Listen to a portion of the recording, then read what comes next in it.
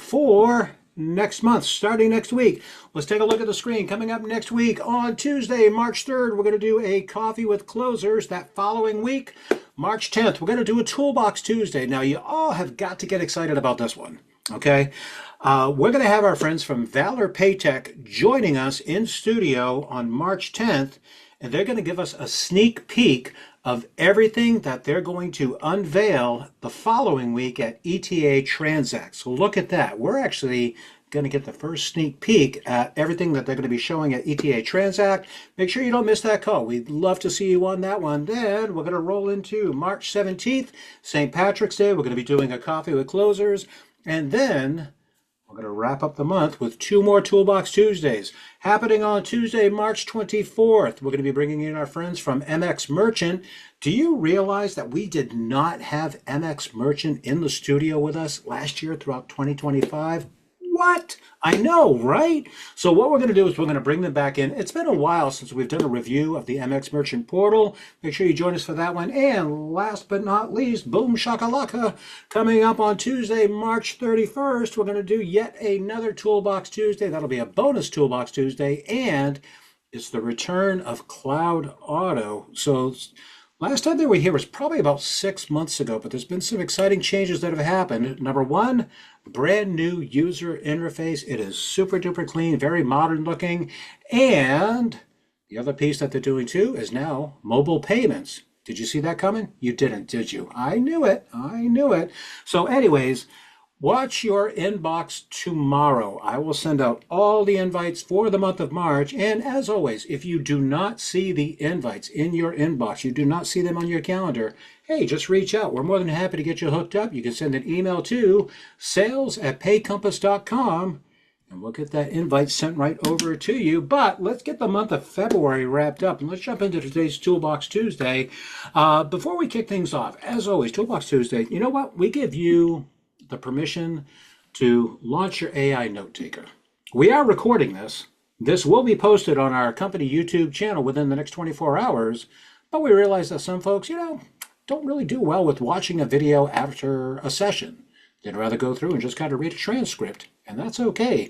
So if you've got an AI note taker and you want to launch it, go ahead and go for it. We have no problem with that whatsoever. One thing I do want to point out with today's session, given the fact that we've got 3 panelists on the call, which doesn't really happen very often, we're going to ask one simple favor, and please know and understand, it comes from a place of love. We love you very, very much, but we're going to ask that unless you are a panelist, we ask that you please turn your cameras off today. Okay, I know. It's not that you're not beautiful. Trust me, you are. But we noticed that when we have a whole bunch of agents on camera during the calls, what winds up happening is it eats up the bandwidth, and then all of a sudden, we as panelists, we freeze, or sometimes we break up a little bit.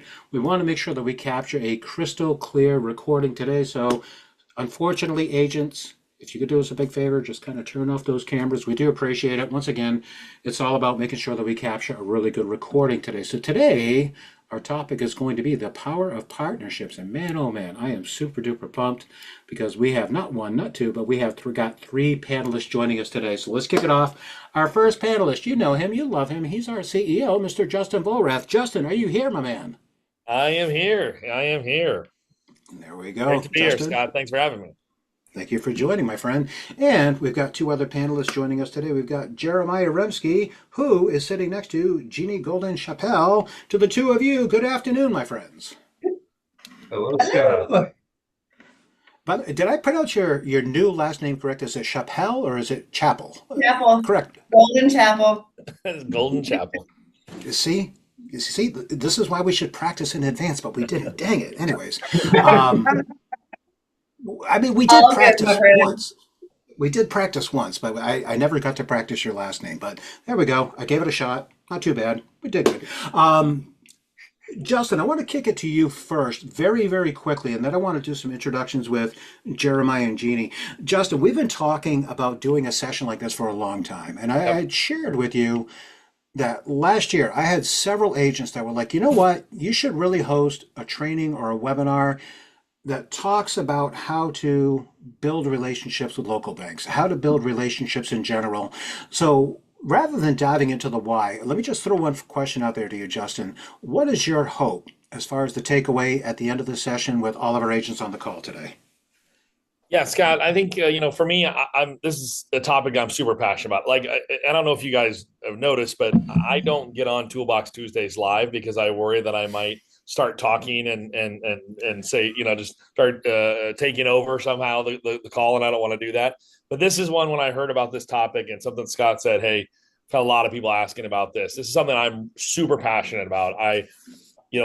Back when I was building my portfolio nearly 20 years ago, and many others I've helped all the way up through, even as recently as yesterday, the conversation. I really, really love what partnerships can do. And today, what I'm thrilled is that we're going to kind of have the old school style and the new school style, right? We're going to have talking about kind of the old school partnerships. The old guy here is going to talk about what those look like and some great ways I think that they're still very, very applicable today. And I think even more so than they have been in the past. And then on the other side of it, the ISVs, which I think are really they're here, they're rock solid today. I talk about them on every coffee with closers, and it's the future of our industry as well. So I think what I'm hoping is that the people here, all of our agents here today, walk away with just some nugget of something, not 20 different ways to go, but one thing that sticks in your mind, like, oh my gosh, I could go do that. That made me think about this, that you can then take some action later this week and into the future with. Excellent. Thank you, Justin. And to you, the audience, you know what? You asked for it. You got it. You spoke. We listened. So that's why we're doing this session today about the power of partnerships. But you know what?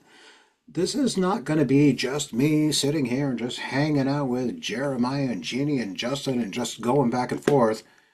You're a big part of this, and we want to hear from you.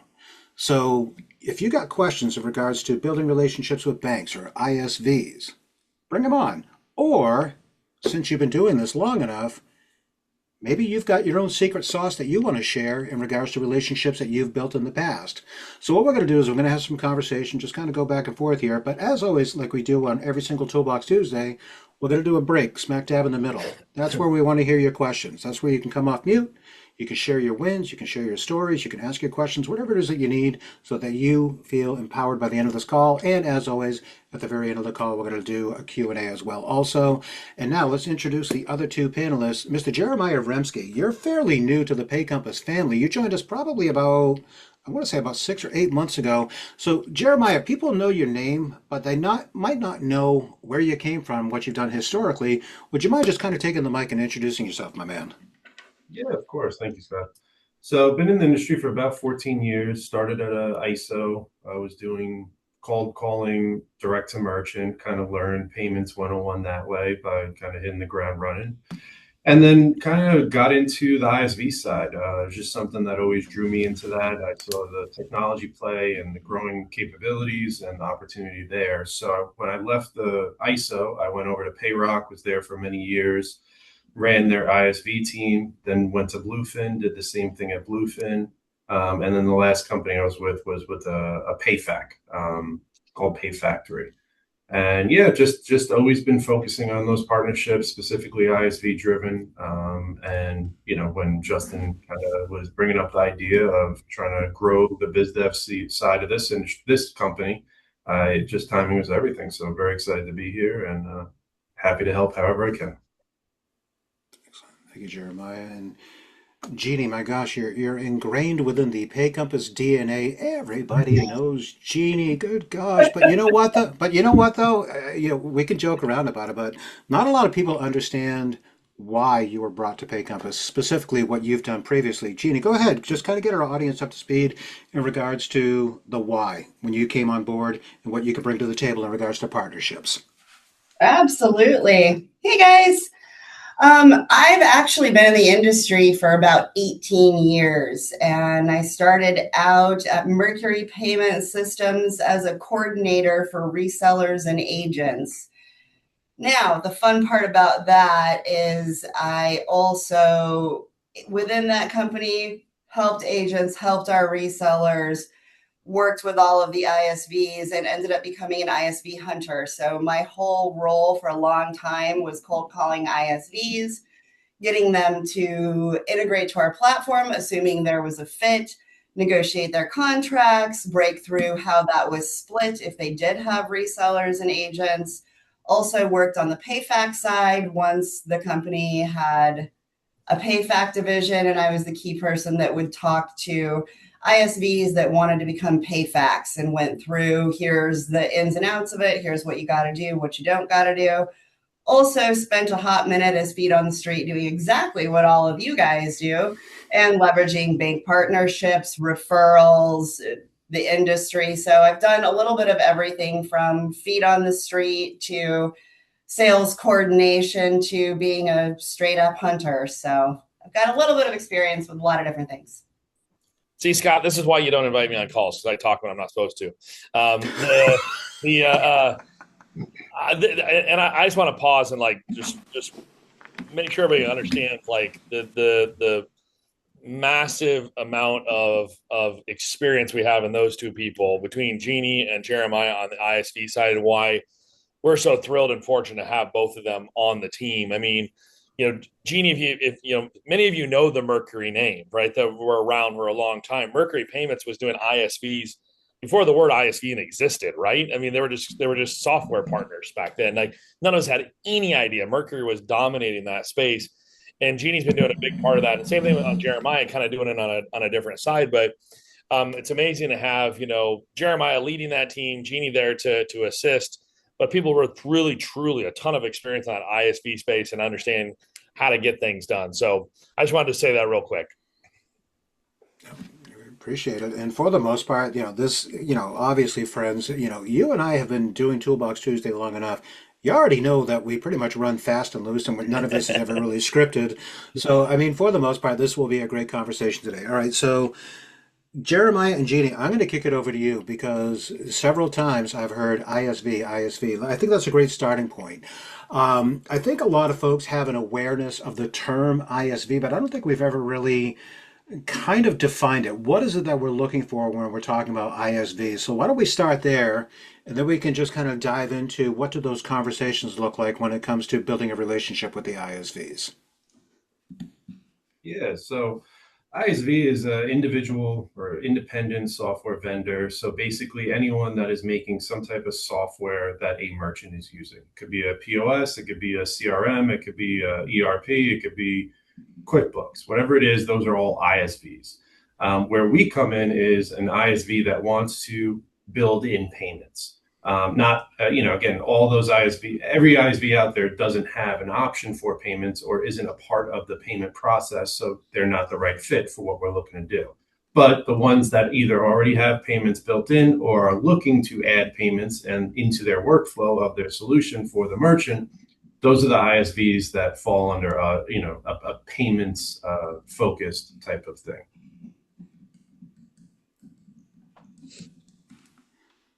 Did you see what I was doing? I was writing questions down for you, and then you stopped, and I went, dang it, he stopped. All right, so I know, right? Welcome to Tuesday, everybody. So given the fact that the way that you define that as far as these ISVs goes, it's software that these merchants are using, and a lot of times they're looking for companies like us to assist as far as getting them set up with payments. Jeremiah, there was a little piece that you threw in there, and that's where I was kind of writing down some questions over here. When our agents identify ISVs, what are some of those things that they should be looking for other than, I wish I had a way that I could accept payments through the platform? So Jeremiah and Jeanie, I'm going to kick that one over to the two of you. What should our agents be looking for when they talk to ISVs? Yeah, so I'll go first. I think the biggest thing with ISVs is, a lot of the agents over the years and a lot of success, it kind of happens organically. You go into a merchant's account and you're talking with a merchant that you're trying to win over, or even an existing merchant, and they have a POS, they have a CRM, they have an ERP, they have a bookkeeping software, something, they have a third party like MindBody or something like that. Those are all ISVs. So kind of just, and there's a lot of small ISVs out there, a lot of local ISVs. They have regional, capabilities only. A lot of these ISVs that we first start with are in the growing stages and starting out. So they're just focusing on wherever they're located. building their name, building their business there. And then, you partner early with them, and the success comes from the growth capability of you helping them grow and become a national, solution. And you just go along for the ride on the payments side. So a lot of times I think it kind of happens organically. It's just in discussions. What kind of softwares are you using? What do you like? A lot of these ISVs also are vertical specific. So, they may be a POS just specifically for restaurants. There's the service industry or the field service industry. There's specific ISVs and softwares just specific for that. There's one that we just brought on board that is only for ophthalmologists, so eyeglass and contact centers. That's all they do. That's their only focus, is those types of doctors, and that's it. So a lot of them, you can either find out by if you're focusing on merchants that are all within the same vertical, and you kind of see that they're all using the same type of software or a similar company. The other thing is through associations or partnerships or different things like that. If you are in a specific association that is one vertical driven, and all the business owners and partners that are in that association are within that one vertical, odds are there's a couple of different ISVs that they all use. I will say, again, I think the most important thing is an ISV is either has to have payments already working or want to add payments and are interested in, shopping. They're actively shopping. And you will find that a lot of them have started with Stripe. A lot of the small ones, it's a very simple integration. The tech stack is very user-friendly. Yeah, user-friendly, simplistic, but they outgrow it. So I would say about 90% of our clients that we bring on as ISVs have started with Stripe, have outgrown Stripe, didn't get the support, the service that they wanted, whatever it might be, no rev share either there, and they're ready to move on to someone like us that can give them all those bells and whistles that they're looking for. Yeah. One quick thing I'll add to that, Scott, guy, is one of the most successful people I've known in my almost 20 years in this industry in the ISV space was, like so many of us are, built their entire business off of cold calling and referrals in their community, right? But they had a desire to get into the ISV space. They literally just started and did it for, 5-6 years that I knew them. They were doing it. They had one day a week, I think it was Tuesday, Wednesday, whatever, that was their ISV like cold calling day. And they sat at home and researched online and found software companies and just started calling and made that a part of their, just part of their regular routine, and ended up, and it took time, right? It took a lot of time to break into that. But after a year or so, they had multiple ISV relationships that were feeding them leads on a weekly basis. They're getting just freebie deals out of it. So while I agree with Jeremiah 100% that most of them don't come that way from cold calling, most of them come through the referrals and partnerships, there's another way to it. There is those other opportunities as well. So if you're somebody that's just not comfortable, don't feel like you're in that networking space, or you just love cold calling, there's some opportunities there as well.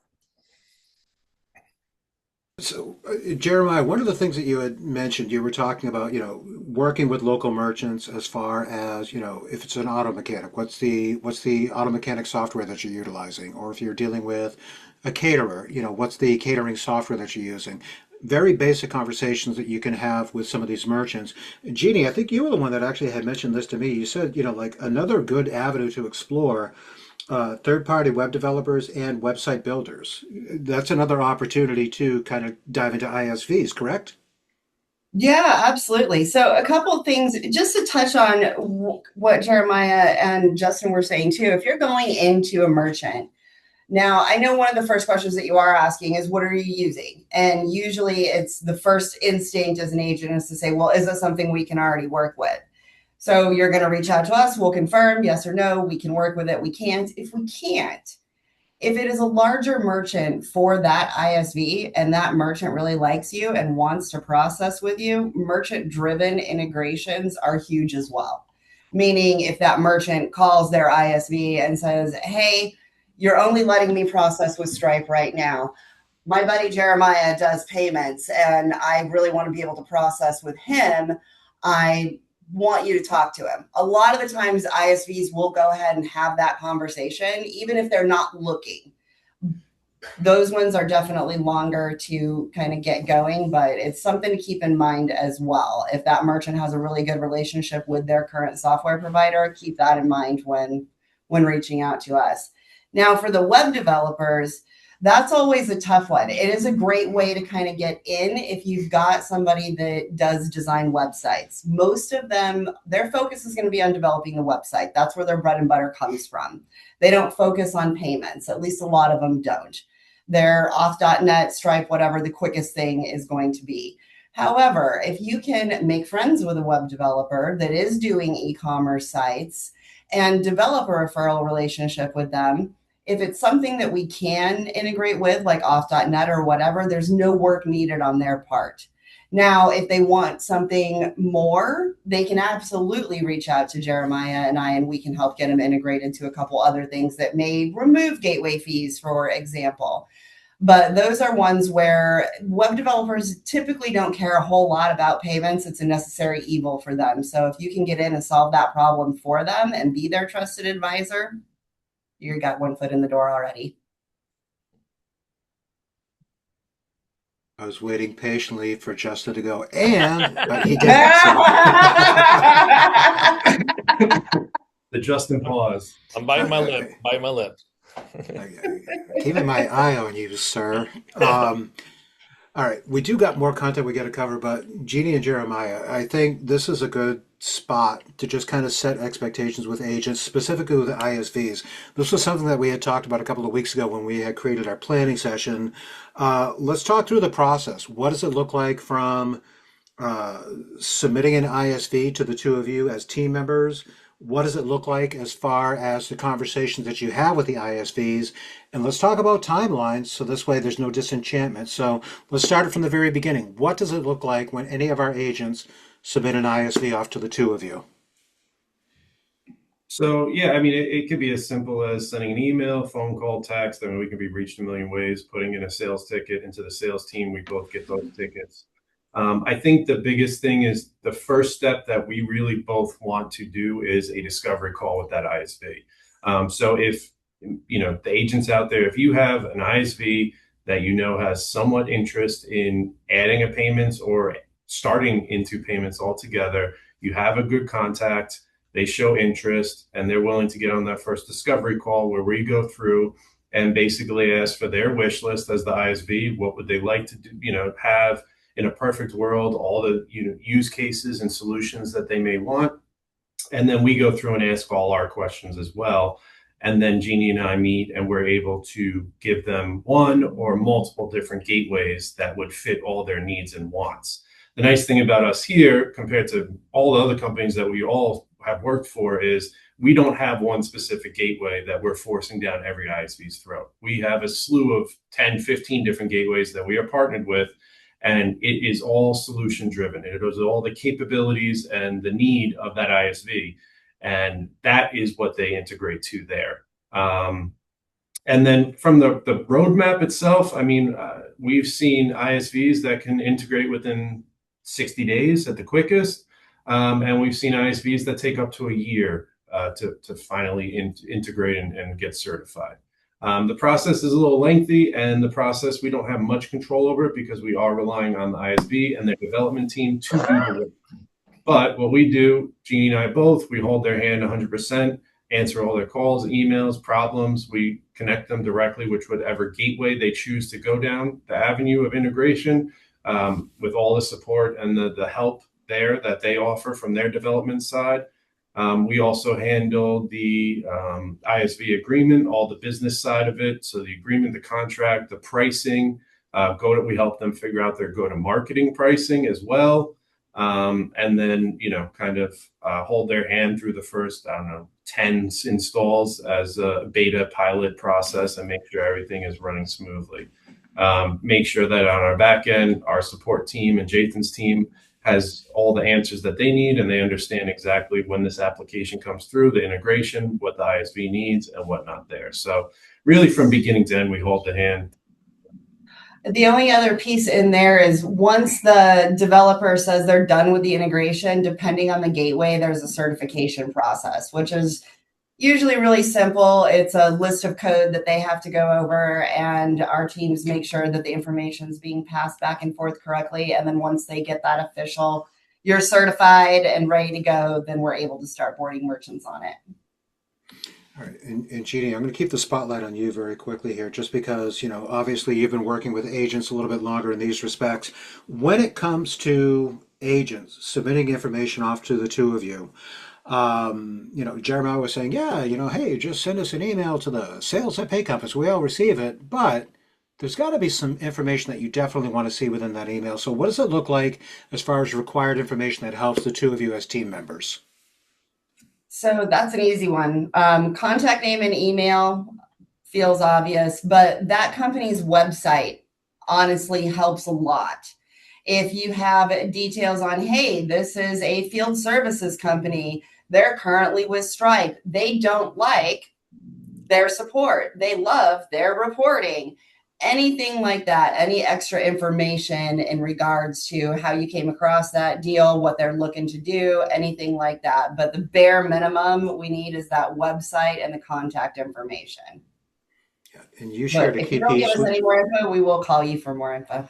And I was going to say one of the key pieces that you had shared when we were putting together the outline for this Toolbox Tuesday, and I thought this was a great one. You were saying, one of the questions that kind of goes back to the agent is, well, how do you know this ISV?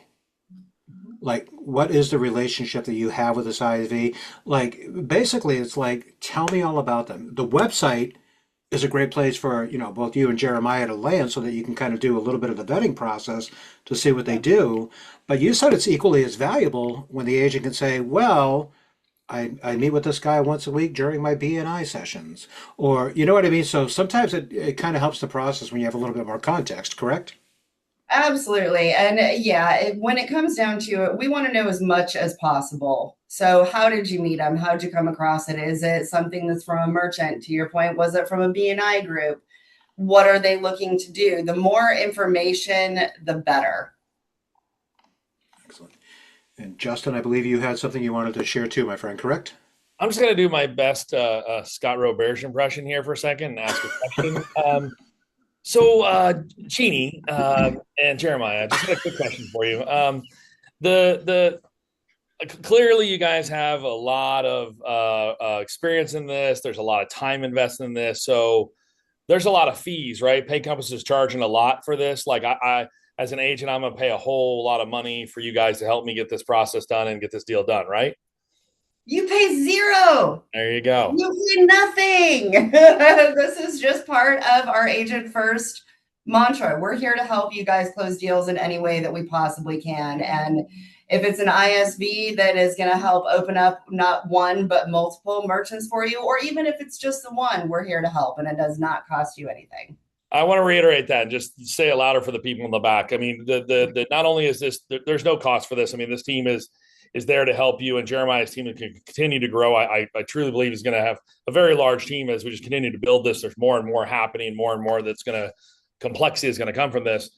But the other part of it he said earlier that I want to make sure everybody really lands with is that this is not a one-trick pony. This is the gateway we use, this is the vendor we use, and this is it. There are dozens of choices that we have for different ways to go that make sense. And so that's why that discovery call is so important, is that you find out what's important to that ISV. And it sounds like, well, don't they all want the same thing? Is no, there's vast differences in what they want. Do they need a terminal there? Is it all going to be online? Do they need some sort of an enrollment process as part of it? There's a lot of complexity there. That discovery call allows Jeremiah and Jeanie to hear all that and then say, okay, these are the 3 or 4 vendors, the 3 or 4 gateways that would make sense. And let's talk about the difference between those 3 or 4, figure out which one makes sense, and then help with that integration. So it's vastly different, and it's just part of that kind of agent first approach we always have on everything. And by the way, Justin did such a great impression of me that next week he's going to kick off Coffee with Closers, complete with air guitar and drums and lip syncing. So make sure you join Coffee with Closers next week. I will be in Tempe. Oh yeah, we're gonna meet together. That's right. Yeah, watch for Justin to kick it off with his favorite song next week. Tell you what, we're at the bottom of the hour. why don't we start doing some questions? Let's start talking with our folks that are on this call. Like I said at the beginning, all of you wanted this session, so here we are. We're delivering today. Now's a great time. Do you have questions regarding relationships with banks, associations, ISVs? Come off mute, bring your questions on board. Let's get them answered for you. And I'm going to talk in the second half about banks and associations. So that's coming soon. I see Arquisha Franklin has her hand up. Arquisha, welcome to Toolbox Tuesday. Come off mute. Hello, and so my question is, if a ISV is looking for a white label, I guess I just kind of want to understand the difference between white labeling and is that the relationship they want, or if they're looking for actually a processor. I guess just kind of educate me on that, because I think I've maybe have engaged with one, but they've talking about white labeling versus actually being a direct processor for them, or maybe they found someone, but then they don't know for sure. It's a smaller and they're starting up. So I don't know if you guys can help me with that. And maybe I'm asking the wrong question. I don't know. That's a great question. This is all Chinese for me. We can absolutely help you with that, Arquisha. And when it comes to white labeling, you mean the ISV is looking to integrate payments and make it look like it's their own? Yes, and I'm familiar with white labeling because I know we white labeled things, right? Like PayVault's white labeled. And so I'm assuming they're wanting, but then they need a processor. Yeah. We can So I think that needs to be a discovery call with them, right? Yes. All right. Okay. That's what I need to know. So You got it.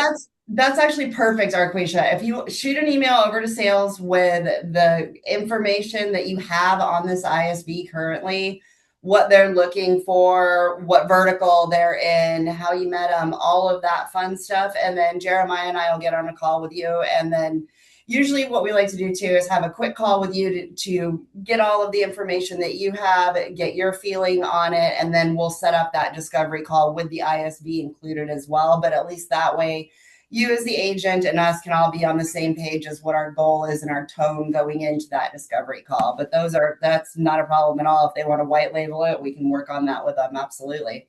Perfect. Thank you. One other thing that kind of dovetails into that conversation is too, I'd love to touch on is the common thing that gets asked out there, and our ISV team, Jeremiah and Jeanie and team, hear this regularly, is that someone will say, I want to be a PayFac. And most people don't really understand what a PayFac is. They just in their mind think, hey, I want to have quick approvals. I want people to be able to sign up online and not have all this whole process.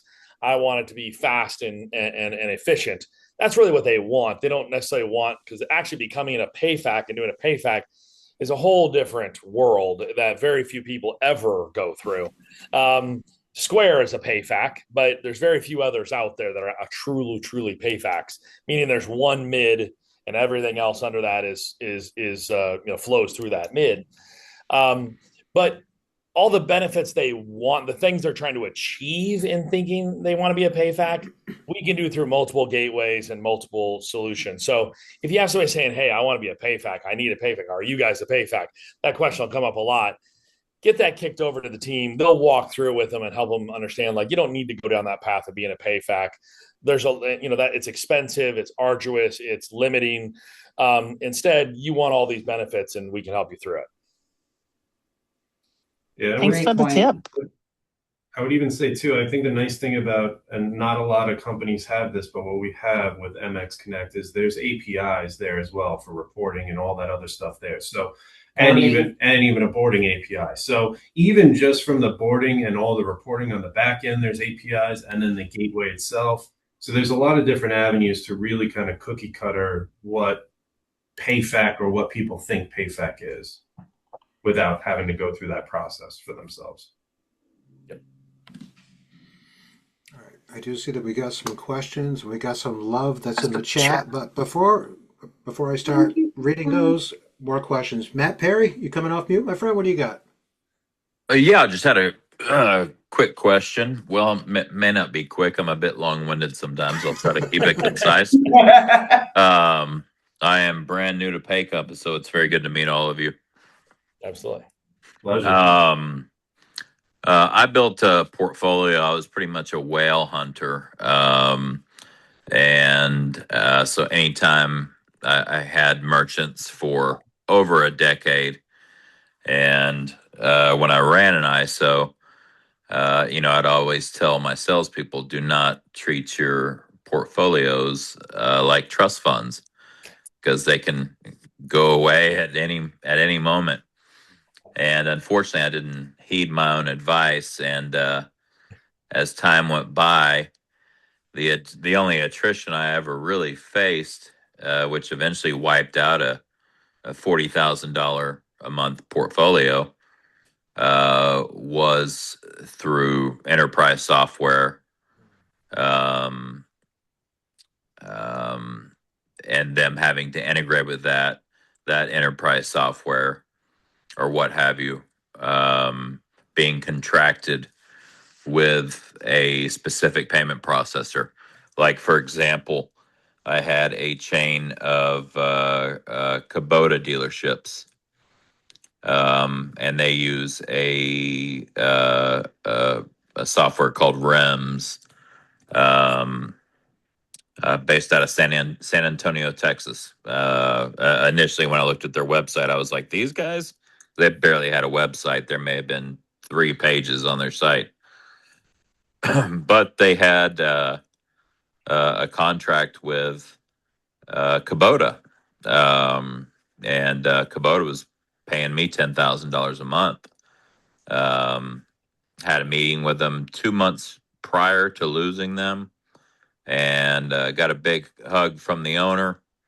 Hey, Matt, good to see you. Their CFO sat down, said, wish my wife's company had these rates. And I had them at interchange and 80 basis points. So I was happy to hear that. I'm not sure if he was reading the statement correctly, but anyways, I guess my question would be, how effective are you guys at going in to these software companies, for example, REMS? If I sent you the information, who is contracted with Gravity Payments out of Seattle, they're the company that got some headlines for paying all their employees $70,000 a year back in the day. Yep. But obviously that was a real kick in the pants to lose those guys. I still have an open dialogue with them, and dual pricing is something they're very interested in. But Yep. I would have to integrate with that REM software, and I'm persona non grata if I call REMS. Well, actually, you know what? I've had a few emails back and forth with them, but I've never actually had a phone call or spoken with them. So if we gave you or emailed you, texted you, what have you, sent you all the information, sent you their website, how effective can we be at competing with someone like Gravity Payments?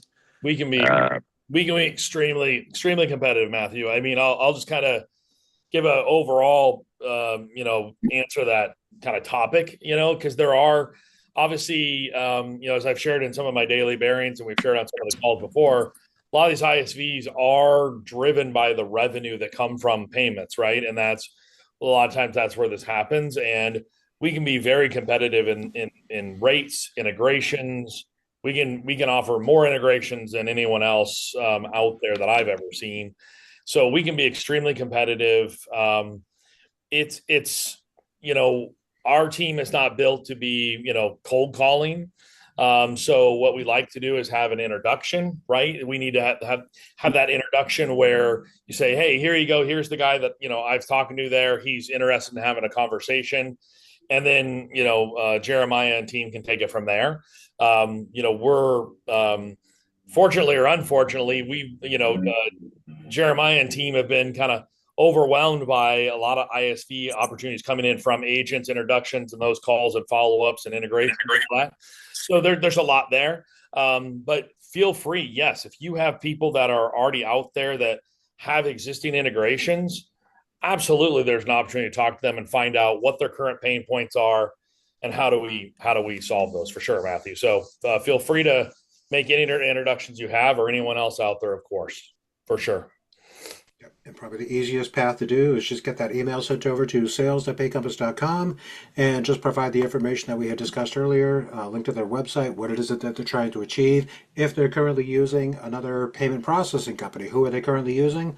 Why are they looking to switch? Got a little bit of love in the chat that I wanted to make sure that we called this out. This is specifically for Jeanie and for Jeremiah.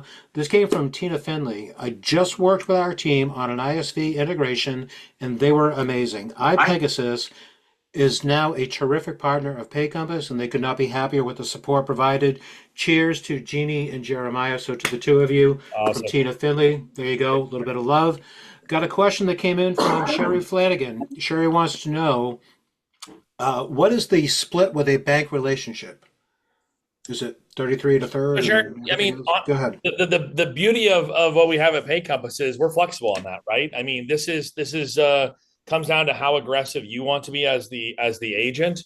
And so I would say typically what we see is in the 20 to 25% range is typical.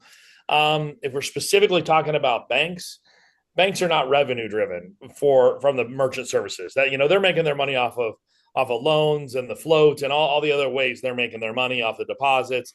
They're trying to get more deposits so they can make more loans. They're not worried about the 20% they're making off the merchant services. They just want to make sure that you are the right partner to go in front of their customers and not screw things up and make them lose deposit customers. That's what they care about, right? So the revenue share is rarely an issue with specifically on banks.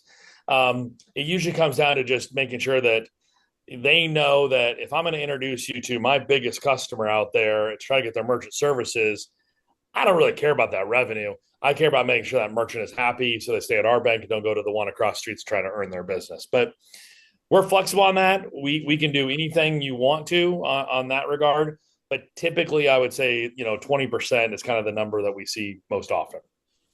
Excellent. And I'll tell you what, you, the audience, want to make sure that we get more questions from you towards the very end. So what I'm going to do right now, just because this was such a great lead-in, Justin, I'm actually going to hand the microphone over to you because this was something that you wanted to dive into as far as banks. And one of the other things that you're passionate about too is having conversations with those associations. Yeah. So, ladies and gentlemen, Justin Volrath, take the microphone, my man. All right, man. I appreciate it. So I could talk for hours on this subject, guys. If anyone's been around me any length of time, when we start talking about this, I get really passionate about partnerships. And ISVs, I think, is a tremendous way to do it. But, if we rewind, 10 years ago, everyone was going after bank partnerships, association partnerships, vendor partnerships. Now, fast forward to today, the cute girl at the dance now is the ISVs, right? And many of those partnerships over here have been forgotten about and are still very, very profitable, very, very sustainable. They're just a great way to grow your portfolio. And really, when I talk about these partnerships, I break it down into three groups. We talk about associations, we talk about banks, which obviously are kind of obvious. I'm going to dive in deeper on those. And then third is what I call vendor relationships. Those might be your local CPA or accountant. It might be somebody who's a food broker. Might be someone who sells insurance to businesses. Those are those vendor partnerships as well. And we can do an entire session on what that looks like. And I know many of you utilize that. But what I really want to talk about today was the associations. And that's something that I've always been very passionate about. It's something that helped me build my portfolio back in the day. And it's helped me. I've worked with a lot of agents over the years that have built their portfolio on that as well. And the power of those associations is, and this is kind of true with ISVs as well, or any partnership, is that when you talk to associations, they kind of all fall into a few buckets. And that bucket is they've either never had a partner, they've had a partner in the past but had a horrible experience with it, or they currently have a partner that they're happy with, or they currently have a partner they're not really happy with, right? It usually falls into, one of those four buckets. And as, contrasting to what I talked about on the bank side and them not being focused on the revenue, many times with associations, they are very focused on the revenue because money is tight. They're always looking for other ways to grow revenue that doesn't have to come out of their membership dues, so they don't have to raise membership dues to pay for more things. They're always looking for other revenue streams. So when I'm talking about associations, we always a lot of times think about the big ones off the top of our mind, right? We think about, the National Restaurant Association, maybe my local lodging association. Those are the ones that, those are great, but they're hard to get into. Everyone else is focused on them. Everyone else is calling upon them.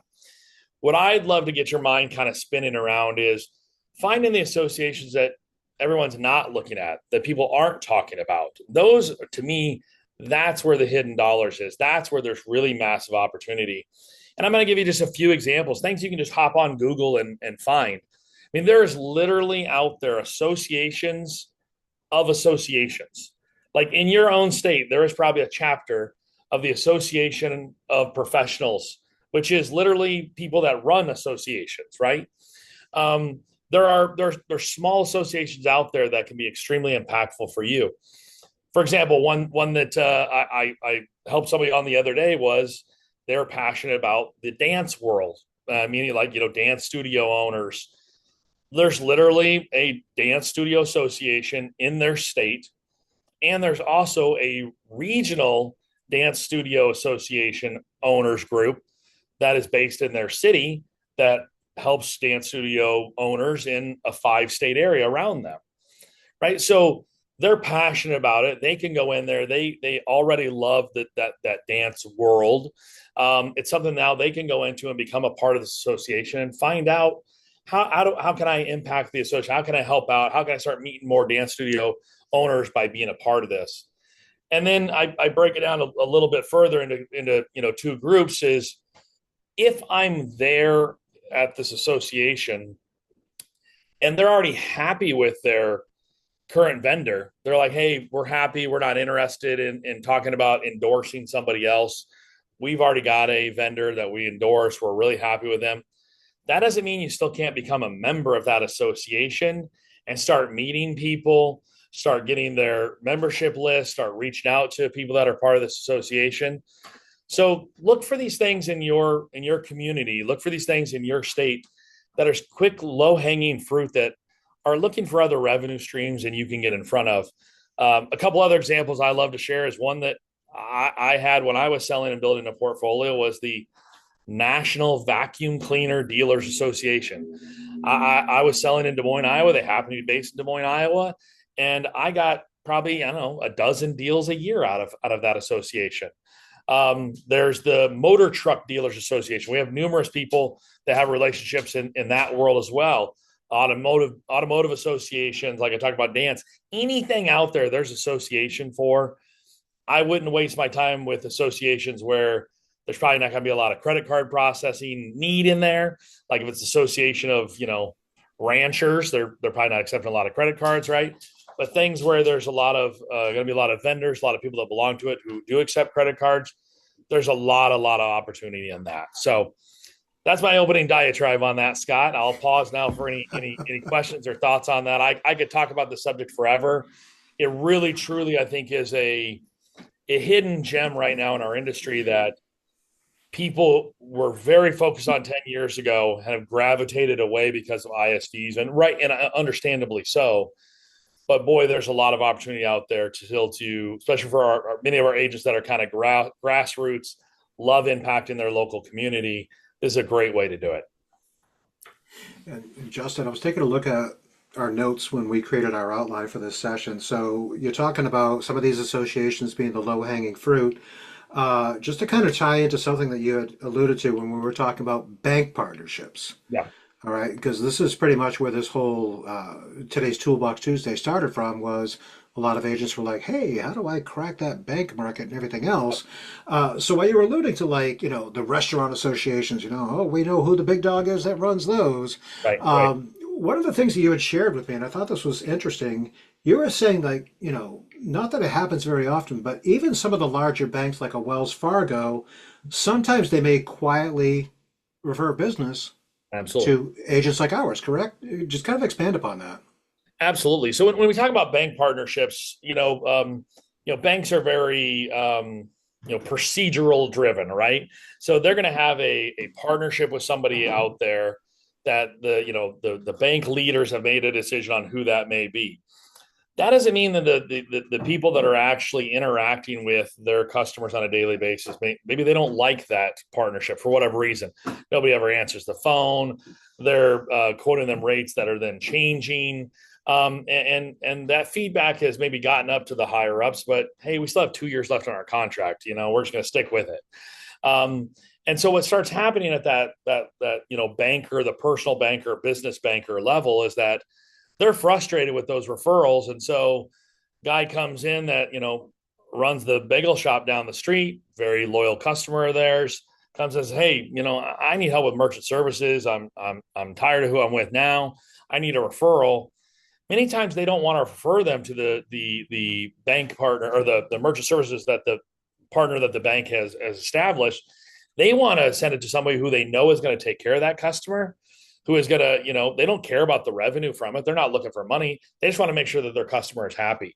So we have numerous agents that I know of that I could tell stories for hours on that have relationships with some large banks that are, there's nothing official about it, but it's just a local business banker that they met in their BNI group that says, man, I'm so tired of sending this to these guys. They never respond. They never take care of them. They never answer their phones. I'm the one getting yelled at by these guys because they had a hold on their account. I need someone that's going to take care of my customers, and they're looking for someone local in the community. So absolutely, don't shy away from those just because someone in your BNI or someone in your chamber is a Wells Fargo or Bank of America banker. There's still going to be an opportunity with that individual person as well. Yep.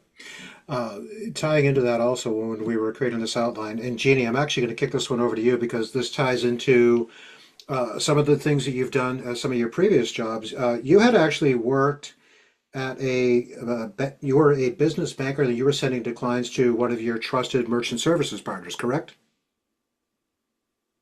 That was Jeremiah. Yeah, so that was That actually was me.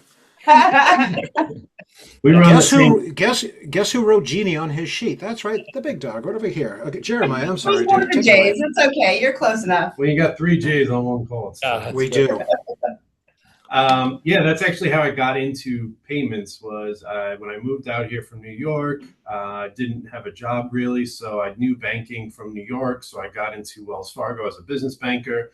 Met through some friends a person that owned an ISO here in the Scottsdale area, and he's like, "Hey, send me over business, whatever you want. Any declines, anything like that Wells Fargo isn't approving, or the price is too high for the merchant. They're not happy with the offer from Wells Fargo. Send over to us, and we'll take care of it, and we'll kick you back a bit."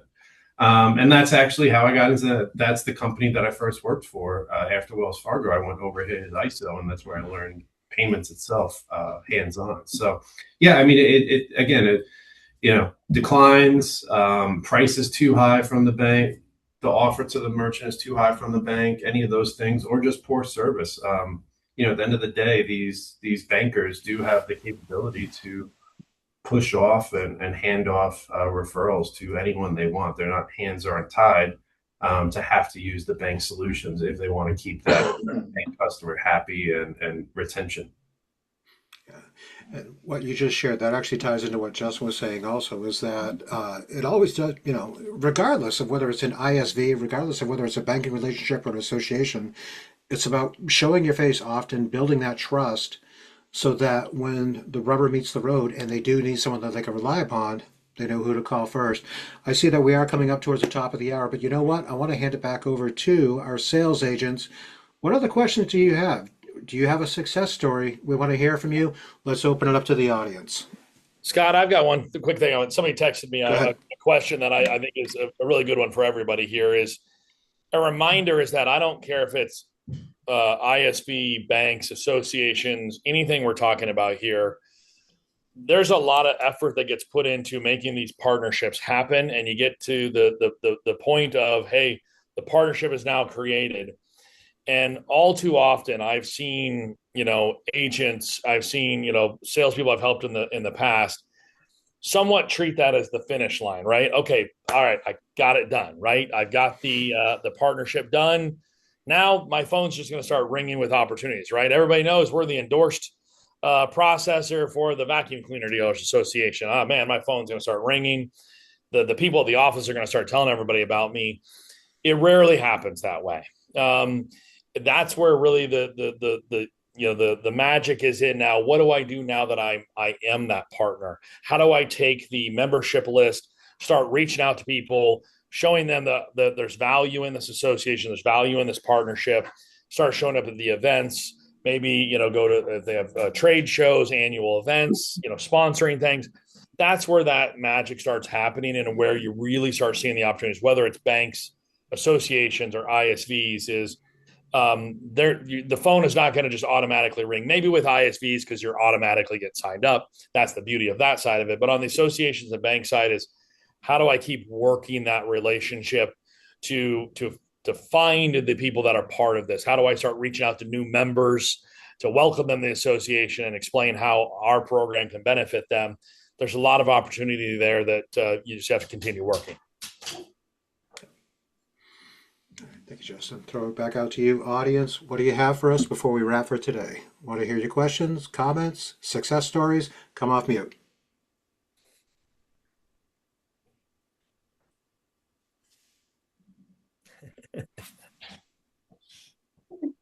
Amazing job with that. I'd like to share that I have had a bank relationship, and one of the great things about a bank relationship is that your portfolio is very diversified. And so you get to learn more about different businesses. It's actually very exciting. I would agree with that. That's very good. Thank you, That Sherry. is sure. And the thing with banks, and I'm sure Sherry would say the same thing, is like, you're going to start off getting some of the smaller customers at first, right? You've got to prove that you can take care of the smaller customers before they're going to open up the doors and introduce you to their large customers. So expect that, but a bank relationship can be extremely fruitful long term, for sure. And our team's here to help you through the whole thing. I know Jeremiah and Jeanie were talking, mostly on ISVs, but Jeremiah, as Director of Business Development, is helping out with associations, banks, ISVs, the whole gambit. Back out to you. I noticed Brad's question in the chat real quick. I'll just answer it. Would the CPAs or bookkeeper be best set up as ISV or referral partnership, or is there a real difference on portfolio? Night and day difference, Brad. CPA, bookkeeper, referral partner all day long.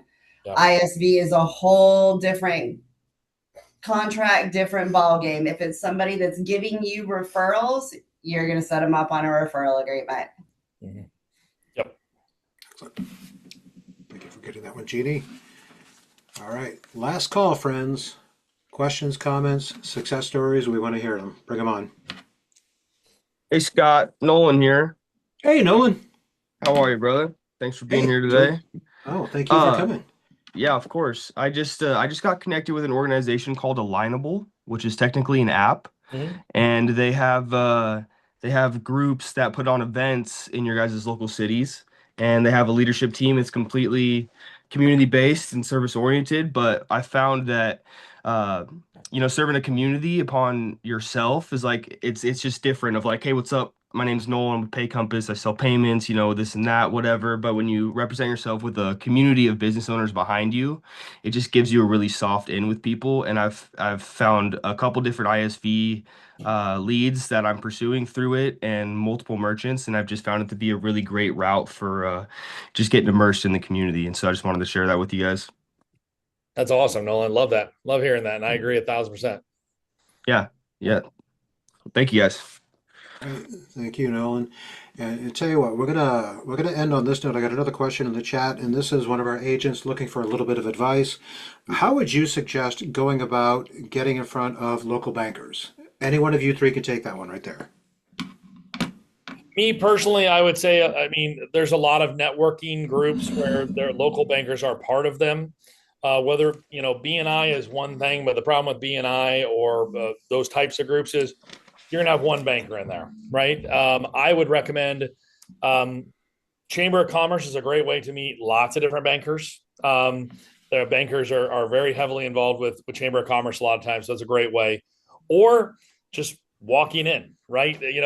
Find the banks in your area that you see regularly that are targeting businesses, whether it be through their ads, the way their website is driven, or just that you're seeing when you're dealing with merchants out there. The bank that is focused on agriculture is not necessarily the right bank for you. You want the bank that's very focused on businesses. So just asking for a meeting, asking for hey, I'm always trying to expand my network. I obviously deal with a lot of businesses all the time. You do as well. I'd love to meet some people and start talking to those business bankers. And it takes some time. It doesn't happen overnight. You've got to build that trust, but starts one step at a time with that phone call or that meeting. Look at that. A little bit of advice got thrown into the chat. Startup banks are actually really good to work with as well. Absolutely. Absolutely. So look at that. Not only are we as panelists sharing knowledge with you, but you as participants are sharing knowledge as well, which we appreciate. Everybody on this call, I got to tell you, I've been with Pay Compass for a little over a year. This is the first time we've ever done this kind of a roundtable conversation before. This meant a lot to me. I hope it meant a lot to you. And I'm going to throw it out there to you, audience members. What other industry topics should we be talking about? Because we're going to be more than happy to host future sessions where we can have conversations just like this. Hopefully the information that we shared with you today landed with you, and hopefully it's going to help you with your journey here at Pay Compass.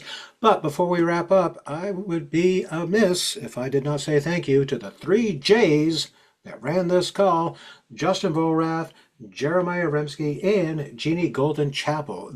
I will never forget your last name ever again. Now that I know that you are Golden-Chappel, that is the easiest thing I could ever remember. That's right. I promise you that. But thank you for joining us today. Thank you for joining every single Tuesday. We love seeing you on these calls. We love sharing knowledge with you. Today was a little bit different. We didn't talk about product or technology. We just talked about putting a different type of an arrow in your quiver, helping you to build relationships in your own neighborhoods. Join us again next week.